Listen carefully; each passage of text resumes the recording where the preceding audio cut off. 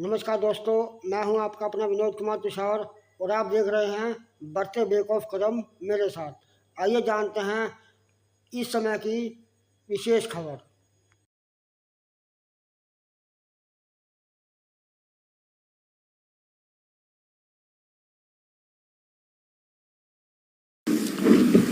नमस्कार साथियों। सबसे पहले तो मैं हमारे अध्यक्ष हरमोहिंदर सिंह लक्की जी की मेरी ओर से और हम सब की ओर से सब पत्रकार साथियों का स्वागत करता हूं। इस विशेष पत्रकार वार्ता की क्या जरूरत पड़ी? आज हम एक विशेष विषय लेकर आपके बीच में आए हैं और वो है वो मामला जो पिछले 11 साल से मोदी सरकार बार बार कांग्रेस पार्टी को और कांग्रेस पार्टी के नेतृत्व को पर हमला करने के लिए इस्तेमाल करती आई है। वो है नेशनल हेराल्ड का मामला। नेशनल हेराल्ड के मामले में मोदी सरकार के बदले और नफरत की जो नीति है, की राजनीति जो है, वो 16 दिसंबर 2025 को आज से 3 दिन पहले ताश के पत्तों की तरह धराशाही हो गई, जब स्पेशल जज एमपी एमएलए केसेस के जो हैं न्यू दिल्ली में, उन्होंने ईडी का जो केस है श्रीमती सोनिया गांधी और राहुल गांधी जी के खिलाफ, उसे सिरे से खारिज कर दिया। इसके साथ ही भाजपा के हाथों की कठपुतली बनी ईडी उसके अंधे इंतकाम की कार्रवाई को भी करारा जवाब मिला है। कांग्रेस पार्लियामेंट्री पार्टी की चेयरपर्सन श्रीमती सोनिया गांधी और लोकसभा में विपक्ष के नेता श्री राहुल गांधी, इनको 11 साल से प्रधानमंत्री श्रीमान नरेंद्र मोदी और मोदी सरकार टारगेट करती आई है।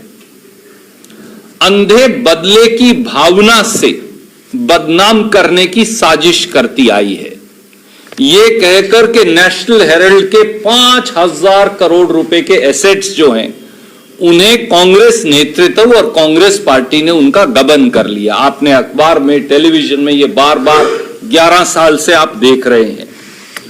और एक के बाद एक सरकार ने एजेंसियों को हथियार बनाकर इस्तेमाल भी किया।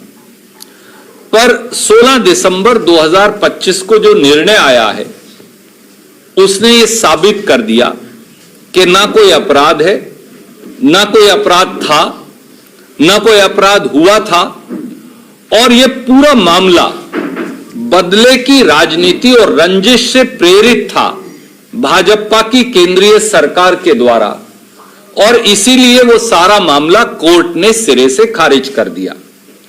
4-5 महत्वपूर्ण बातें हैं जो अदालत ने कही, मैं आपके संज्ञान में लाना चाहूंगा। उन्होंने ये कहा, अदालत ने, कि 2014 से 2021 तक, यानी 7 साल तक श्री सुब्रमण्यम स्वामी शिकायत करते रहे, पर ईडी और सीबीआई को श्रीमती सोनिया गांधी और श्री राहुल गांधी के खिलाफ कोई क्रिमिनल केस का सबूत मिला ही नहीं। उन्होंने बल्कि फाइल पे यह रिकॉर्ड किया कि श्रीमती सोनिया गांधी, श्री राहुल गांधी के खिलाफ कोई फौजदारी का मुकदमा बनता ही नहीं, कोई एफआईआर दर्ज ही नहीं की जा सकती। ये हम नहीं कह रहे, ईडी और सीबीआई की फाइल पे रिकॉर्डेड है, जो अदालत ने देखा और उन्होंने उसे संज्ञान में लेकर जजमेंट में रिकॉर्ड कर दिया। दूसरा और महत्वपूर्ण पहलू है, कोर्ट ने यह भी कहा कि श्रीमान सुब्रमण्यम स्वामी जी ने सीबीआई को दरख्वास्त दी 2014 में श्रीमती सोनिया गांधी और राहुल गांधी जी पर एफआईआर दर्ज करने के लिए। 2014 से 16 दिसंबर 2025 तक, यानी लगभग 12 साल तक सीबीआई ने कोई एफआईआर दर्ज नहीं की, और इसलिए नहीं की कि सीबीआई ने फाइल पे रिकॉर्ड किया कि कोई एफआईआर बनती ही नहीं। इसके बावजूद मोदी सरकार ने ईडी पर प्रेशर डलवाकर 30-21 को मनी लॉन्ड्रिंग का एक मुकदमा राहुल जी और सोनिया जी पर दर्ज करवा दिया और कांग्रेस के नेतृत्व पर। तो कोर्ट ने यह निर्णय दिया कि भैया जब एफआईआर है ही नहीं तो ईडी कोई मुकदमा दर्ज ही नहीं कर सकती, इसलिए ना सुब्रमण्यम स्वामी को एफआईआर दर्ज करवाने की कोई दरख्वास्त संज्ञान में ली जा सकती और ना कोई मुकदमा ना सोनिया जी पर बनता, ना राहुल जी पर बनता, ना कांग्रेस नेतृत्व पर बनता। इसीलिए ईडी के ने जो ईसीआईआर दर्ज की थी उसे सिरे से खारिज कर दिया। यह है। अब नेशनल हेराल्ड मामला है क्या और उसका सत्य क्या है यह भी जानना आवश्यक है। अक्सर हम केवल इतना कहकर छोड़ देते हैं, तो मैं आपको प्रेस विज्ञप्ति में लिखकर भी दे रहा हूं, पर मुझे यह आपको बताना आवश्यक है। अंग्रेजी हुकूमत के खिलाफ जब कोई अखबार, मैगजीन, तब टीवी तो था नहीं, लिखते नहीं थे, तो पंडित जवाहरलाल नेहरू ने और बहुत सारे स्वतंत्रता सेनानियों ने मिलकर एक अखबार की स्थापना की जिसका नाम है नेशनल हेराल्ड। उसका हिंदी एडिशन था नवजीवन, उर्दू एडिशन था कौमी आवाज, ताकि लोगों तक पहुंचा जा सके। अंग्रेज को इस अखबार से खतरा था, इसलिए जब भारत छोड़ो आंदोलन चला 1942 में तो उन्होंने इस अखबार पर बैन लगा दिया, सारी मशीनें जब्त कर ली। इस अखबार की कंपनी, ये अखबार जब भी कोई बनाते हैं, आप तो खुद अखबार नवीस मालिक होती है, नेशनल हेराल्ड की मालिक है एसोसिएटेड जर्नल्स लिमिटेड, और यह कंपनी 1937 में बनी थी, पंडित जवाहरलाल नेहरू द्वारा बनाई गई थी। एजेएल कंपनी अब एक नॉट फॉर प्रॉफिट कंपनी है, यानी ना वो अपने शेयर होल्डर को डिविडेंड दे सकती, ना किसी को तनख्वाह दे सकती, ना प्रॉफिट दे सकती और ना अपने शेयर बेच सकती। कानून है उसके मुताबिक बनाई गई थी। जब मुल्क आजाद हो गया तो एसोसिएटेड जर्नल लिमिटेड के पास वैसे संपत्ति भी कोई नहीं है, एक संपत्ति है बस पूरे देश में, वो लखनऊ में, बाकी सब लीज प्रॉपर्टीज हैं। तो 5,000 करोड़ की प्रॉपर्टीज कहां से आएंगी? एक ही प्रॉपर्टी है बस उनके पास, कोई वो मालिक ही नहीं किसी चीज के। अखबार चलाते हैं, लीज पे प्रॉपर्टी ली हुई। एसोसिएट, जब देश आजाद हो गया तो बहुत सारे अखबार आए जिनके आप प्रतिनिधित्व करते हैं। धीरे धीरे वो अखबार स्वतंत्र रिपोर्टिंग करते थे, वो अखबार चले। कांग्रेस सत्ता में थी, अखबार बहुत ज्यादा नहीं चलता था, तनख्वाह जो है कर्मचारियों की फिर भी देनदारी थी, तो लगभग 90 करोड़ की अखबार की देनदारी हो गई। अखबार अक्सर नुकसान में चलते हैं, आप मुझसे ज्यादा जानते हैं, बहुत कम फायदे में चलते हैं। कांग्रेस पार्टी को यह लगा कि यह स्वतंत्रता संग्राम का अखबार है, हमारा अखबार है जिन्होंने देश की आजादी की आवाज है, इसलिए कांग्रेस पार्टी ने समय समय पर कर्मचारियों की तनख्वाह, कर्मचारियों की प्रीमेच्योर रिटायरमेंट का पैसा, कर्मचारियों के डिविडेंड्स, बिजली के बिल, पानी का बिल, हाउस टैक्स का बिल, अब मुझे तो इसमें कुछ करप्शन दिखती नहीं इन बातों में, वो पैसा दे दिया कांग्रेस पार्टी ने अखबार के लिए। और वो कुल राशि जो लगभग 20-22 साल में अनेकों किश्तों में दी गई, वो 90 करोड़ रुपया बनती थी। तो अब 90 करोड़ अखबार को देना पड़ा, क्योंकि वो तो अखबार के तो लिए तो हमने दे दिया, तो कांग्रेस पार्टी को उन्हें देना था। अब कांग्रेस पार्टी को पैसा देते कहां से? अखबार पैसा नहीं कमा रहा। तो वकील साहिबान की सलाह पर हमने एक कंपनी बनाई, यंग इंडिया लिमिटेड। स्वर्गवास हो गया वो थे मोतीलाल वोरा जी, जो स्वर्गवास हो गया हमारे कोषाध्यक्ष थे वो थे, सैम पिट्रोडा जी हैं, सुमन दुबे जी हैं जो इंडिया टुडे में एडिटर रहे, ये सब लोग हैं। तो इस कंपनी ने उसका हमारा डेट टेक ओवर कर लिया बस। अब वो ये कहते हैं कि क्योंकि तुमने डेट टेक ओवर कर लिया तो तुम एजेएल के शेयर, नेचुरली एजेएल ने इस कंपनी को शेयर अलॉट कर दिए।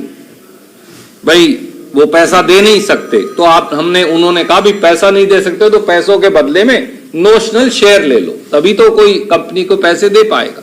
तो उन्होंने नोशनल शेयर दे दिए। अब वो कहते हैं कि ये हेराफेरी है। तो कोर्ट ने कहा भैया ये क्या हेराफेरी है?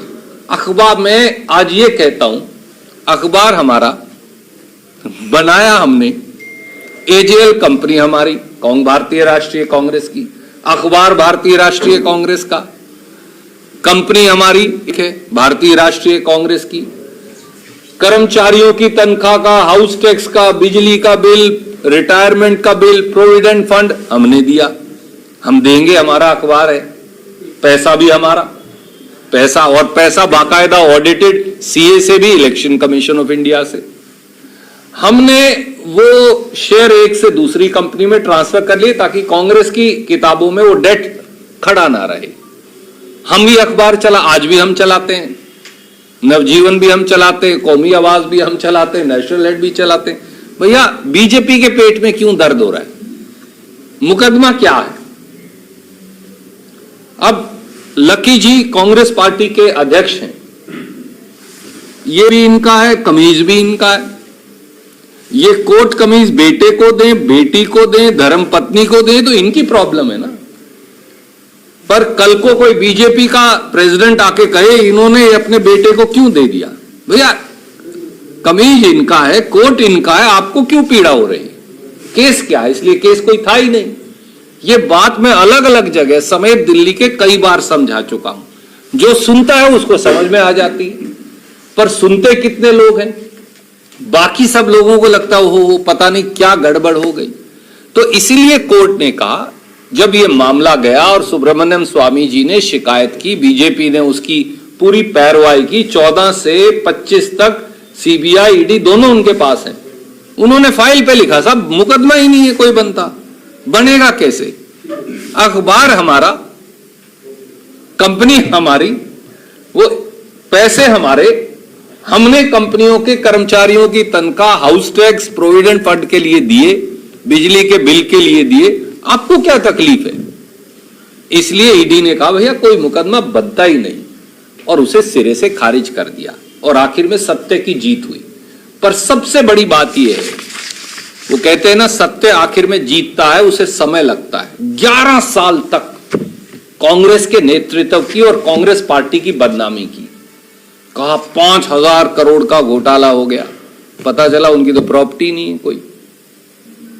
हिंदुस्तान की आजादी के अखबार जो मुख पृष्ठ है महात्मा गांधी का, वल्लभ भाई पटेल जी का, मौलाना अबुल कलाम आजाद का, पंडित जवाहरलाल नेहरू का, सुभाष चंद्र बोस का, अगर वो अखबार चलाना पाप है तो हम जरूर करेंगे।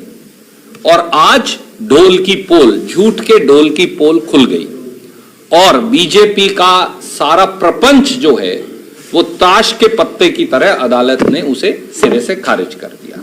कोई प्रश्न आप पूछना चाहें? आज मैं केवल इतना एक लिमिटेड इशू था, पर क्योंकि हमने बहुत अखबारों की सुर्खियां, टेलीविजन की सुर्खियां और कभी कभी आपके सवाल भी इस बारे में सहे हैं, पर जब तक कोर्ट का निर्णय ना आ जाए आप भी हमारी बात क्यों स्वीकारते?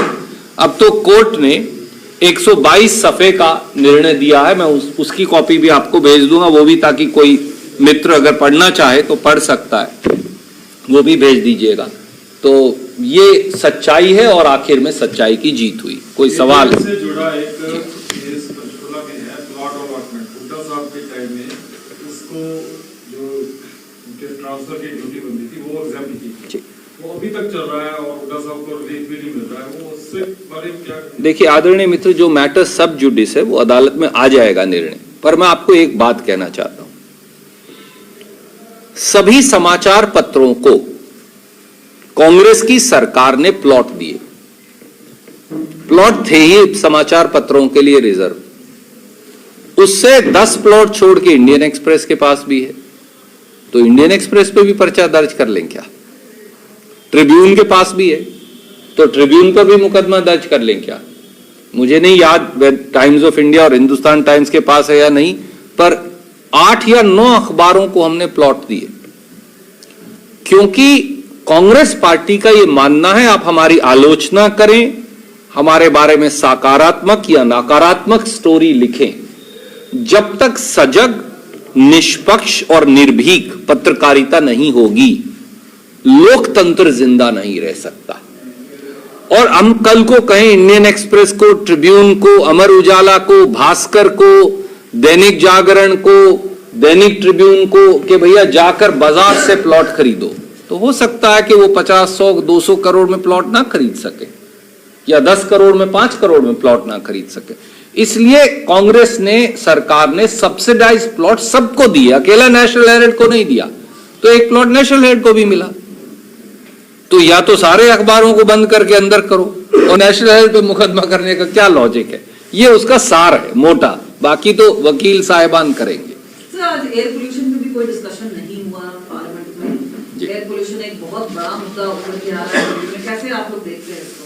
देखिए, वैसे ये भिन्न विषय है, पर आप सबसे वरिष्ठ पत्रकार हैं, मैं केवल ये कहूंगा, ये अकेला दिल्ली और एनसीआर का मुद्दा नहीं है।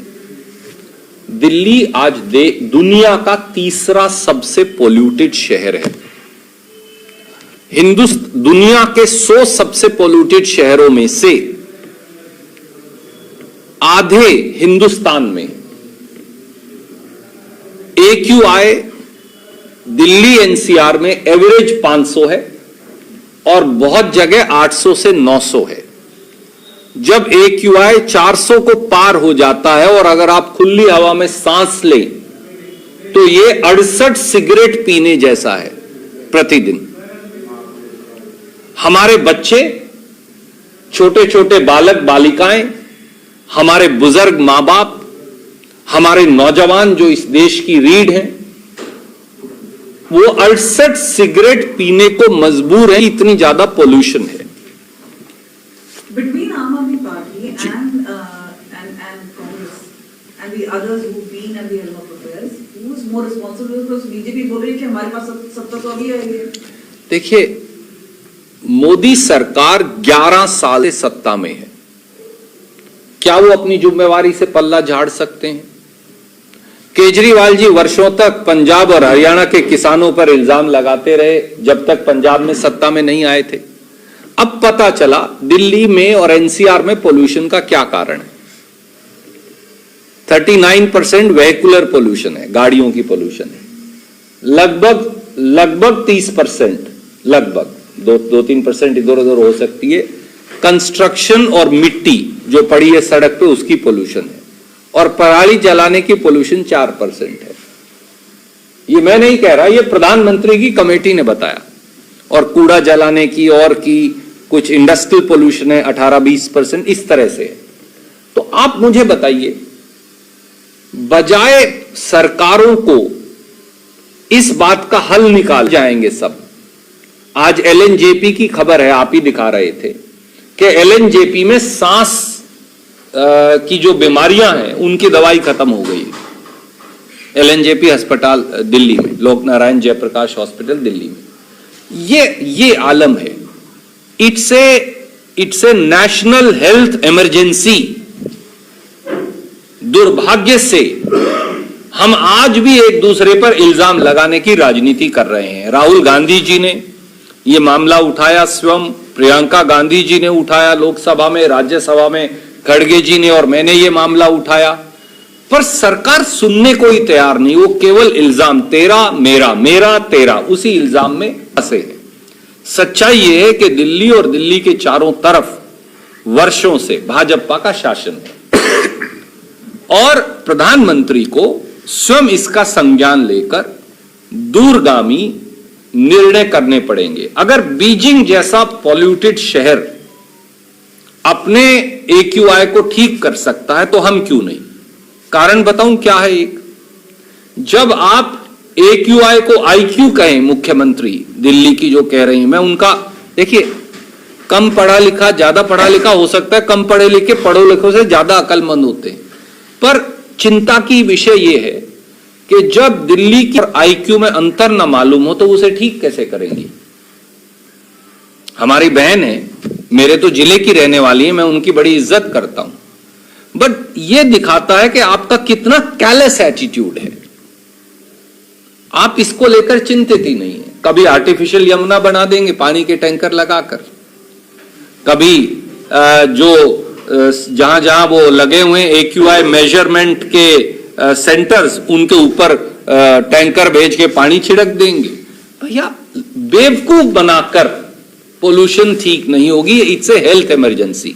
और मुझे तो अब चंडीगढ़, क्योंकि मैं यहां पैदा हुआ, पढ़ा लिखा, चंडीगढ़ की AQI 200-250 को क्रॉस कर रही है, जो सबसे क्लीन शहर था। कारण यह है कि चंडीगढ़ के चारों तरफ आप देखिए कंस्ट्रक्शन ही कंस्ट्रक्शन है, और चारों तरफ अब फैक्ट्रियां हैं। यहां से अंबाला के बीच में और यहां से बद्दी तक फैक्ट्रियां ही फैक्ट्रियां हैं।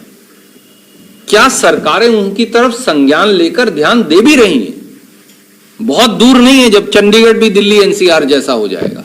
इसलिए it's a national health emergency. इसे राजनीतिक द्वेष की बजाय वैसे ही ट्रीट करने की जरूरत है। एक क्वेश्चन है दिनेश दैनिक जागरण।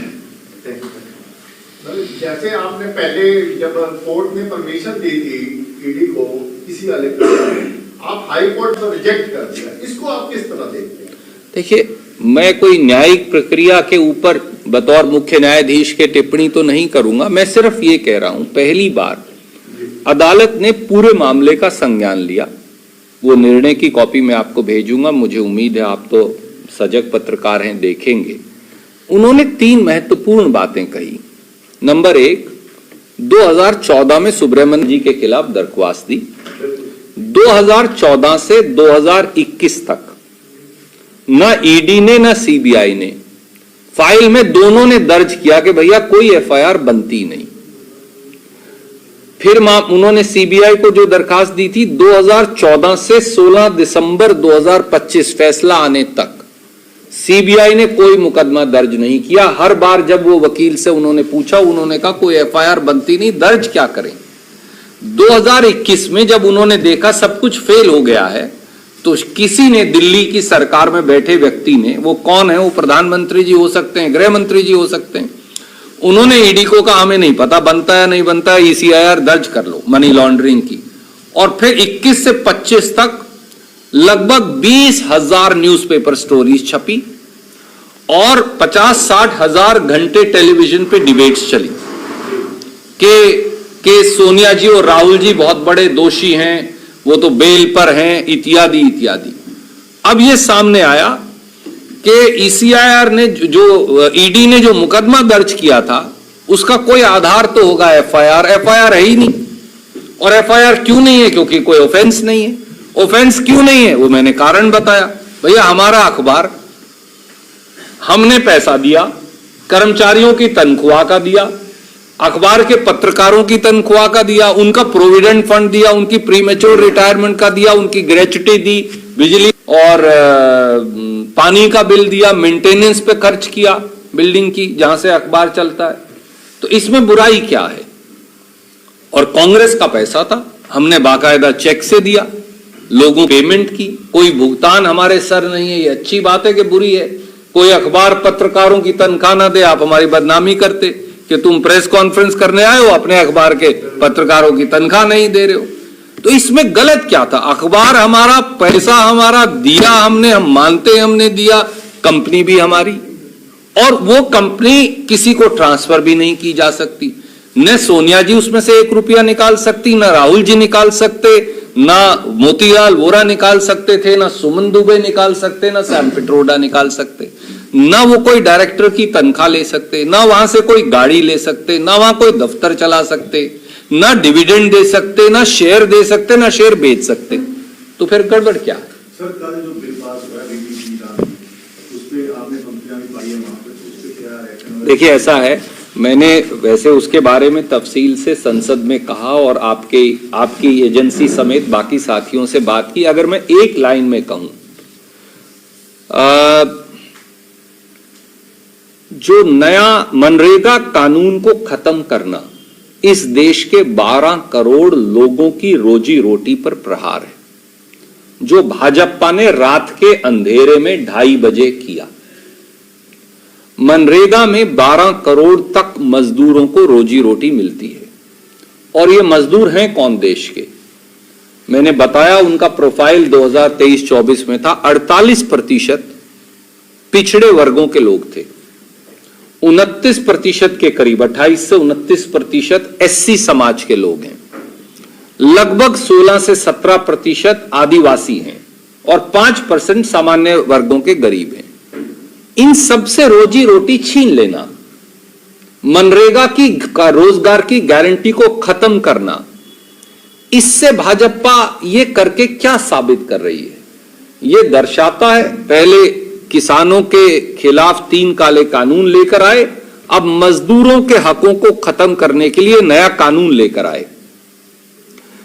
ये लोग गांधी जी का चश्मा ले लेते हैं इश्तहार के लिए, और उसके बाद गांधी जी के है उसको कूड़ेदान में डाल देते हैं। भगवान राम का नाम लेकर सत्ता हथिया लेते हैं और भगवान राम के आदर्शों को तिलांजलि देते हैं। प्रतीकात्मक बातों से गरीब का पेट नहीं भर पाएगा। मेरा इतना ही। देखिए, कोई भी हमारे घोर से घोर विरोधी हो, अगर वो इस मजदूरों की, गरीबों की, पिछड़ों की, आदिवासियों की, दलितों की, सामान्य वर्ग के गरीबों की लड़ाई में साथ खड़ा होगा तो हम उसका स्वागत करेंगे। धन्यवाद। सर, आप हरियाणा से आते हैं, तो चंडीगढ़ के सांसद मेंबर कांग्रेस के मनीष तिवारी जी ने कहा है कि चंडीगढ़ का जो यूटी का स्टेटस है, इसको अभी पॉलिटिकल पॉलिसी को सेटल कर देना चाहिए, क्योंकि चंडीगढ़ पंजाब के लिए, तो आपका इस पे क्या कहना है? देखिए, मनीष जी अपनी जगह सही हो सकते हैं। हरियाणा का और मेरा व्यक्तिगत तौर से एक बिल्कुल साफ इस बारे में नजरिया रहा है। पंजाब ये कहता है कि चंडीगढ़ पर उनका हक है। हरियाणा के लोगों का कहना है कि भैया, पंजाब रीऑर्गेनाइजेशन एक्ट हुआ था, 60 और 40 बड़े भाई छोटे भाई की दोनों की प्रॉपर्टी है और हमारा इस पे 40% अधिकार है। अभी इसका स्टेटस यूनियन टेरिटरी का है। ठीक, हमने बार बार ये कहा कि हमारा अधिकार हम क्यों छोड़ेंगे। मैं कल को कहूं आप अपना मकान मेरे नाम करवा दो, आप करवा देंगे? आप कहेंगे नहीं भैया, खबरदार, मेरे मकान की हिस्सेदारी में तुम्हें नहीं दूंगा। तो हरियाणा की ओर से मैं ये कहता हूं, हरियाणा का ये मानना है, कहना है, कानूनी अधिकार है पंजाब रीऑर्गेनाइजेशन एक्ट में, हमारा चंडीगढ़ पर हमारी राजधानी के तौर पर 40% हिस्सा है। मैं आज आपके माध्यम से मोदी जी से ऑफर करता हूं, आप हमें नई राजधानी बनाने के लिए 1 लाख करोड़ दे दीजिए, हम छोड़ देंगे चंडीगढ़, हमें क्या एतराज है, दिलवा दो। मैं आज एक बड़ा ऑफर करके जाता हूं।